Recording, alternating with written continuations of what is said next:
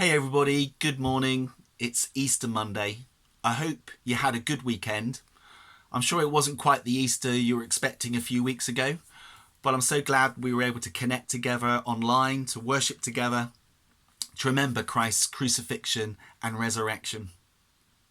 As we begin a new week, I'd like to share from a few verses of John's Gospel, at least for today. I might do some other devotionals this week. I just have to see how the time goes. But also I just want to say maybe someone listening today, you've got something on your heart to share and perhaps you'd like to do a short devotional video. If that's the case, please let us know. But let me read you these verses from John chapter 20, verses 19 to 22. And then I'll just make a couple of comments. On that evening of that first day of the week, when the disciples were together, with the doors locked for fear of the Jews, Jesus came and stood among them and said, "Peace be with you." After he'd said this, he showed them his hands and side. The disciples were overjoyed when they saw the Lord. Again Jesus said, "Peace be with you. As the Father has sent me, I'm sending you." And with that he breathed on them and said, "Receive the Holy Spirit." So here are the disciples in this account, locked in a room, scared. They're really worried about their circumstances. It says, because of the fear of the Jews. This isn't John being anti-Semitic. If it's the John that many scholars think it is, this is one of Jesus's followers. And he himself was a Jew. So John isn't being against his own people here. When he uses the phrase the Jews in his gospel, generally speaking, he's referring to the Jewish leaders, to those who were opposed to Jesus.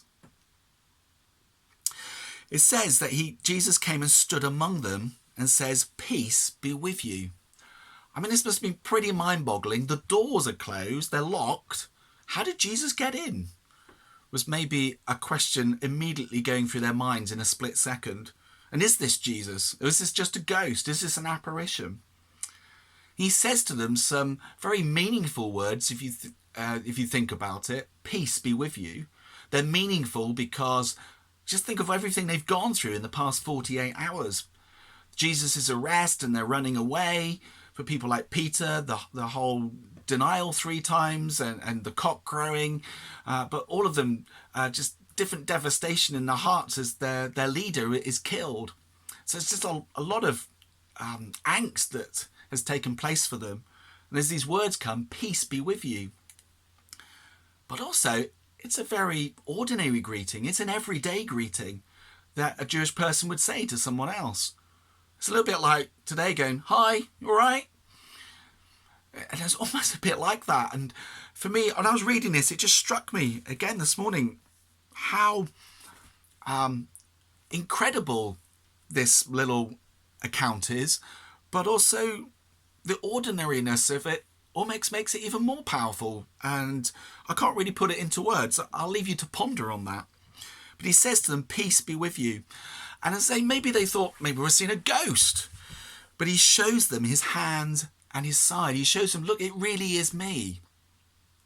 And it says that the disciples were overjoyed when they saw the Lord.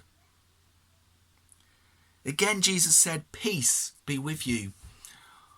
The Hebrew word for peace is shalom. Shalom is not the absence of war or disease or epidemics, pandemics, or any other challenging situation that humanity might face. Shalom is about God's wholeness, his completeness for people even in the midst of challenges that can come along. And that's a key difference. Peace be with you, with the words that Jesus said to them twice, because maybe there's a sense still inside of them of that peace needing to come. Maybe we need to hear those words today. Peace be with you. Or maybe we need to be able to pass those words on to someone else, to a family member, a neighbour, a friend, a fellow student, a colleague. That somehow we can ask the Lord to give us a way of being able to pass on something of his peace to someone else this day or in the coming days of this week. As the Father has sent me, I'm sending you. And with that he breathed on them and said, receive the Holy Spirit. We see more fulfillment of this when we read in the start of the book of Acts, as we had in our series, Acts of the Impossible, where at Pentecost the Spirit was poured out. And there was very much this sense of sending. As the Father had sent the Son, Christ was sending them out, but not to do things in their own strength, but through the Holy Spirit. And that's just as true for us today. And I want to finish this off this morning just reading a couple of verses from the book of Romans about the work of the Spirit in people's lives. Firstly, Romans 5, verse 5. Hope does not disappoint us, because God has poured out his love into our hearts by the Holy Spirit, whom he has given us. I think that's really encouraging. God pours his love into our hearts through the Holy Spirit at work. It's the call to love God and love our neighbour as ourselves. It's not about us trying to whip this up ourselves. God himself pours his love into our hearts.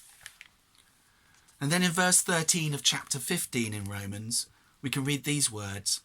And I think these are words of great blessing and maybe words to pray for each other, even this week as a church community. May the God of hope fill you with all joy and peace as you trust in him, so that you may overflow with hope by the power of the Holy Spirit. There's lots I could say about those words. There's a lot of people at the moment without hope, without peace. But here it speaks about how as we trust in him, the God of hope, that we can even overflow with hope by the power of the Holy Spirit. So it's not just hope in our own lives, we can overflow to other people. So I want to encourage us maybe to take some time to think about that, to pray about that this week. And whatever you're doing, whether you're working this week, you're looking after children at home, whether you've got some time off in some way, whatever it may be, may you know that the God of hope is with you. Peace be with you. Thanks for watching.